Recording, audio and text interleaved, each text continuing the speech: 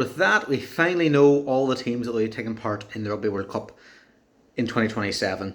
Samoa managed to sneak their way to the World Cup after drawing with Belgium in the last game of the qualification process, the playoffs in Dubai. They finished top of the group on points difference. Unconvincing against Belgium, a side that they were expected to easily get past.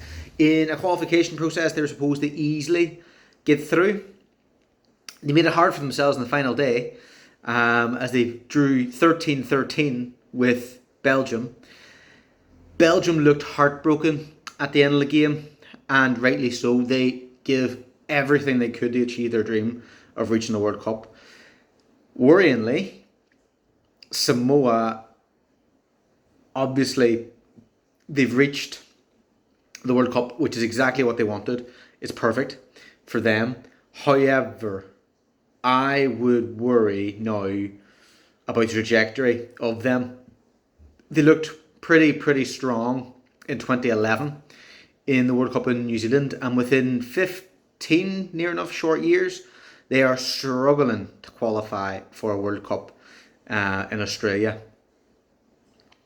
For me, that's worrying signs. I don't know the ins and outs, but there might be stuff going on in the background. I don't want to get into it without the full backing or full knowledge of what's going on, but there's something deep as an issue in Samoa rugby.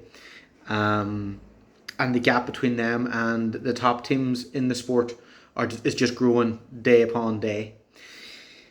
However, they'll be happy they reached the World Cup. It means that several of the players have achieved the dream, which everyone as a rugby player, professional, wishes to achieve. They're the last team to reach it, which means they'll be in probably seed 4 for the groups. And so we'll wait until the end of this weekend to see the finalised world rankings for the World Cup draw, which is due to take place in December. So, with all 24 teams qualified, who are you most excited to see play in this competition? There's a few new faces in the kind of appearance of Hong Kong, Zimbabwe, and then there's obviously some old favourites that are returning, with Spain coming back after a few years in the wilderness, away from the World Cup.